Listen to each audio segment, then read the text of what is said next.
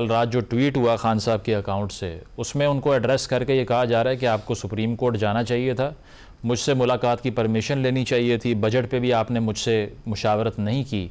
तो इसको क्या समझें? ये मैसेजिंग हो रही है कि वो सख्त नाखुश हैं गंडापुर साहब से और बहुत जल्द वो कोई डायरेक्टिव दे देंगे इस बारे में। और दूसरा जो कॉन्फ्लिक्ट था वो सलमान राजा साहब का हमने देखा, इस्तीफ़ा पेश करने का उन्होंने ट्वीट किया और अलीमा खान साहिबा से उनकी बहस और तकरार के फिर रूमर चलते रहे। अब वो डिनाई कर दिया गया और अब कहा गया कि नहीं वो तो हमारे फैमिली मेम्बर की तरह हैं। तो किस बात पे ये कॉन्फ्लिक्ट था? बॉयकॉट की वजह से आपको लगता है कि पार्टी में डिसएग्रीमेंट था खान साहब की ओपिनियन से? बाइकआउट की वजह से डिसएग्रीमेंट तो यह है कि इमरान खान ने एक ऑर्डर किया और उनकी पॉलिटिकल कोर कमेटी ने उसको रिजेक्ट कर दिया और कहा कि खान साहब से दोबारा बात करें कि हमें इलेक्शन लड़ना चाहिए। उसको वीटो एक किस्म का कर दिया इमरान खान ने। और आपने ठीक कहा कि अब तक तो ये फैसला है, क्योंकि इमरान खान खुद CML हैं, कैंसिल माई लास्ट स्टेटमेंट वाले वज़ीर आज़म भी थे और आज भी हैं कि यू टर्न तो अच्छा होता है। तो इमरान खान साहब की सियासत के ऊपर आप पायदार बात नहीं कर सकते, लेकिन मसला यह है कि आप तजर्बात से सीखते हैं। आपने परवेज़ इलाही साहब से वो काम कराया जिसका खमियाजा वो आज भी भुगत रहे हैं, यानी असम्बली तोड़वाई। उन्हें लाहौर चिड़ियाघर से 7-8 अरकान पंजाब असम्बली इस बुनियाद पे दिए गए थे कि आप एतमाद का वोट लेंगे और नहीं तोड़ेंगे। जब उन्होंने तोड़ दी और जिनके एतमाद को नुकसान पहुंचाया उससे आज तक वो भुगत रहे हैं, जेल भी गए और जेल के बाद भी खामोश बैठे हुए हैं। तो जो चौधरी फवाद हैं वो कहते हैं कि मैं नहीं, शाह महमूद कुरैशी का ब्रेन चाइल्ड था एक्चुअली पीछे से कि असम्बली तोड़ दी जाए, लेकिन फ्रंट पे तो वही खेल रहे थे इसके ऊपर। बहुत सारे लोग समझा रहे थे, फिर KP असम्बली भी तोड़ दी और फिर इन्होंने एक निकाली तहकीक कि भाई अगर हम ना करते तो ये बदतरीन हालात हमारे लिए ना पैदा होते। तो खान साहब अपनी पार्टी को, चूँकि जाहिर है कि उनके नाम पर पार्टी है, उनके अपने वोटर हैं, वो वहीं पर फिर लेके जा रहे हैं। क्योंकि हम सर्कल में अब 78 साल हो गए हमें, तो हम तो उस सर्कल से पहले 14 अगस्त से पहले 77 साल कह रहे थे, अब 78 कह रहे हैं, नहीं निकले। इमरान खान साहब की पॉलिसियां भी वहीं पे खड़ी हैं कि वो एक दफ़ा फिर असम्बलियों से बहरहाल रिज़ाइन की तरफ वो सोच रहे हैं। अब उस सोचने के नतीजे में जो फॉरवर्ड ब्लॉक की कहानियाँ कई दफ़ा आ चुकी हुई हैं, वो फिर वोट की सूरत में KP से भी निकलेगा, वो पंजाब से भी निकलेगा, वो कौमी असम्बली में भी निकलेगा, सिंध में भी निकलेगा कि वो लोग फिर अपोजिशन के लिए जैसे राजा रियाज थे तो उस तरह के कई अपोजिशन लीडर इनके पास आ जाएंगे। क्योंकि PTI के अंदर एक लंबी कतार है जो सेनेट और कौमी असम्बली में PTI के अपने हकीकी लोग और जो अब नए शामिल हुए थे उनमें से भी लीडर्स अपोजिशन लीडर बनना चाह रहे थे जिनको इमरान खान ने नहीं बनाया।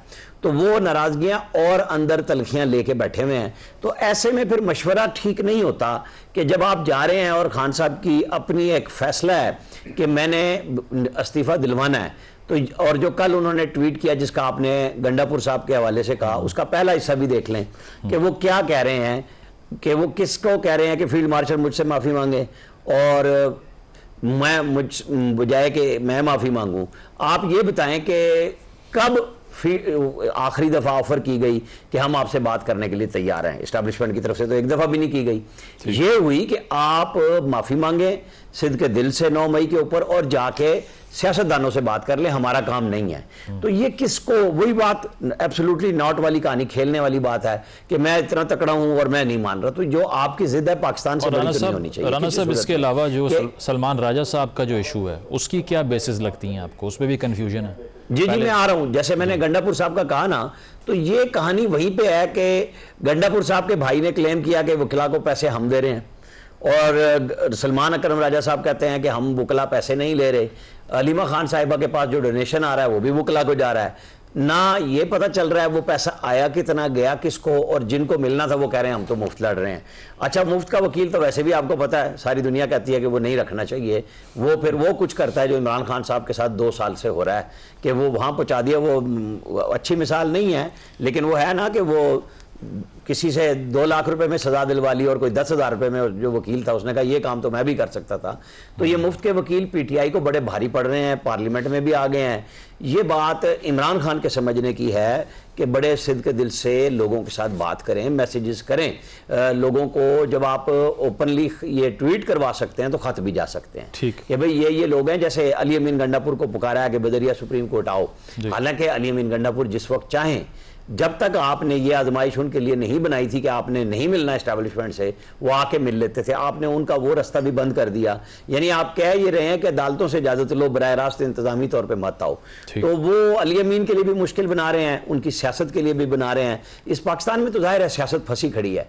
अब आप उसको मकबूलियत के नाम पे कहें कि जी मैं सबसे बड़े फैसले खुद करूंगा और फिर उसका नतीजा आपके हक में किसी सूरत में ना आ रहा हो, मुझे तो नहीं समझ आ रही कि इमरान खान साहब अपनी जात के अलावा कुछ और सोच रहे हो। आपने इसका जवाब दिया, उन्होंने कहा कि जहाँ कुर्सी और हुकूमत हो वहाँ इलेक्शन लड़ने का आपको शौक़ है, जहाँ आपको लगता है कि आप हार जाएंगे वहाँ नहीं लड़ेंगे।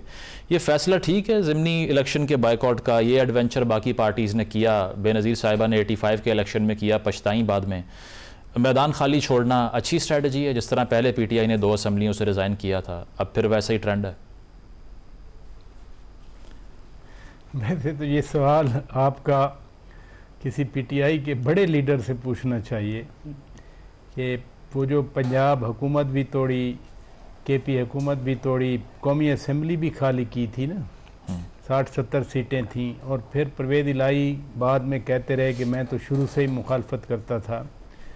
अब 129 में इलेक्शन लड़ रहे हैं क्योंकि वहाँ पर अनफॉर्चुनेटली डेथ हो गई मियां अज़हर मरहूम की, लेकिन बाकी जो हल्के हैं वो कहते हैं कि जी ये कन्विक्शन गलत हुई हैं और अगर इलेक्शन लड़ेंगे तो फिर लेजिटिमेसी देंगे आप उन गलत कन्विक्शन को।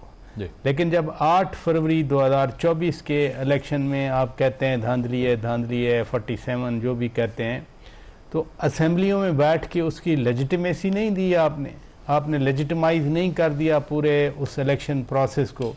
आपने तो कमेटियां भी नहीं, आपने चेयरमैन ही PAC की, आज उसका जो मैं पहले रेफरेंस दे रहा था, आज उससे रिज़ाइन कर दिया।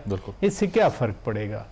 मैदान खाली PTI को नहीं करना चाहिए, नहीं छोड़ना चाहिए, क्योंकि ख़ास तौर पर पंजाब की जो पॉलिटिक्स है उसमें अभी तक वही मैक्सिमम जो रूरल कॉन्स्टिट्यूंसीज़ हैं वो तो वही बरादरी पे या इन्फ्लुएंस पे चलती हैं। जो पॉलिटिक्स है पंजाब में ख़ास तौर पर इलेक्शन लड़ना, वो उस ख़ानदान की एक पावर परसूट का ज़रिया है, एक इंस्ट्रूमेंट है पावर रिटेन करने का, पावर में रहने का। फैमिली प्रेस्टीज ख़त्म हो जाती है जब आप इरेलेवेंट हो जाएंगे। अब जिनको आप मना कर रहे हैं कि वो ये इलेक्शन नहीं लड़ें, और 85 वाली बड़ी दुरुस्त एग्जाम्पल है कि ये वैसे आजकल मैक्सिमम जितने पॉलिटिशियन हमारे सामने हैं ये तो 85 की ही पैदावार है ना। तो आप अगर आज वैक्यूम देंगे, वो लोग जो आपके साथ खड़े हैं वो तो इरेलेवेंट महसूस करेंगे और अल्टीमेटली हो जाएंगे। इसी वजह से पहले कहा गया कि इलेक्शन नहीं लड़ना, फिर कल अलीमा खान साहिबा या उनकी दीगर बहनें आई, उन्होंने कहा कि खान साहब का सख्ती से हुक्म है कि इलेक्शन नहीं लड़ना, फिर सियासी कमेटी वोटिंग हुई बाकायदा। अगर ये जमहूरी जमात है जैसा कि वो कहते हैं, तो फिर तो जिस कमेटी को ऑथराइज किया गया उसमें बाकायदा वोटिंग हुई, बड़ी अच्छी बात है।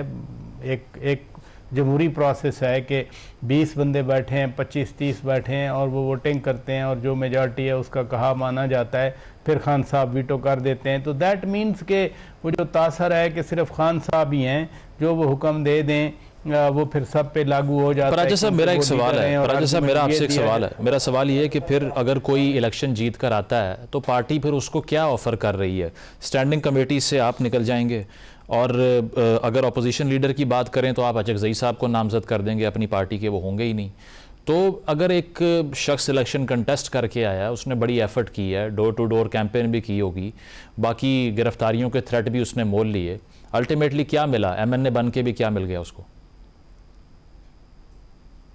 नहीं, वैसे तो जो अपोजिशन में बैठते हैं कमेटी में भी मसलन क्या होता है, खाली एक PAC की एक वेटेज है, बाकी तो कमेटीज़ ही हैं, जिम्मेदारी है। लेकिन बात ये इम्पोर्टेंट बात ये है कि आप असेंबली में मौजूद हैं और अब जो ज़मीनी इलेक्शन है उसका बाइकआउट कर रहे हैं, यानी आप असेंबली में रहना चाह रहे हैं या नहीं रहना चाह रहे। फिर आप कमेटियों में नहीं रहना चाह रहे, असेंबली के अरकान हैं आप, जब तनख्वाह बढ़ानी हो, पक्ष बढ़ानी हो, वहाँ पर तो आप वोट दे देते हैं क्योंकि ज़ाहिर है इंटरेस्ट है, और कहा जाता है कि जी वो इतना खर्चा हो गया, इतना खर्चा हो गया। फैसला क्या है? आपने जमहूरी अमल का हिस्सा हैं, यस हम हैं, क्योंकि हमने इलेक्शन में हिस्सा लिया, एहतजाजन जो है हम उन सीट्स पे बैठ गए। हमने जो अगले कॉन्स्टिट्यूशनल प्रोसेस थे, स्पीकर का इलेक्शन था, डिप्टी स्पीकर का था, चेयरमैन सेनेट का, डिप्टी चेयरमैन सेनेट का, आपने उनमें भी हिस्सा लिया। और ऐसी भी शफाफियत नहीं है। जब चेयरमैन, पिछले चेयरमैन के खिलाफ तहरीक अदम एतमाद आई थी, 65 खड़े हुए थे, 50 वोट निकले थे और आपने नारे लगाए थे कि हमारा बंदा जीत गया। यूसुफ रज़ा गिलानी साहब जब पिछली बार बनना चाह रहे थे, 7 वोट ही कैंसिल करवा दिए। मेरे इसमें अभी तक वो बैलेट है, वो तो बड़ा जेन्युइन बैलेट है, लेकिन फतवा दिलवा दिया कि नहीं ये तो वोट कैंसिल हो गए। इसलिए ये बात नहीं है कि कुछ प्रिंसिपल्स हैं, अगर वो प्रिंसिपल्स हैं तो उस वक्त उन प्रिंसिपल्स पे मुजम्मत करनी चाहिए, उन प्रिंसिपल्स पे अपॉलॉजी करनी चाहिए। प्रिंसिपल हैं, लेकिन मैं सिर्फ इतना कहना चाह रहा हूँ कि पीटीआई के पास अभी भी टाइम है, वो रिकंसिडर करें, खान साहब को मनाएं, वो बाई इलेक्शन में हिस्सा लें, जीत अगर बहुत मकबूलियत है जिस तरह कहते हैं, वो सीटें लेके वापस आएं, उनका पर्सपेक्टिव और स्ट्रांग होगा कि देखें ग्राउंड लेवल पे हमारी मकबूलियत है, हमें निकाला गया, हमें गलत तरीके से निकाला गया।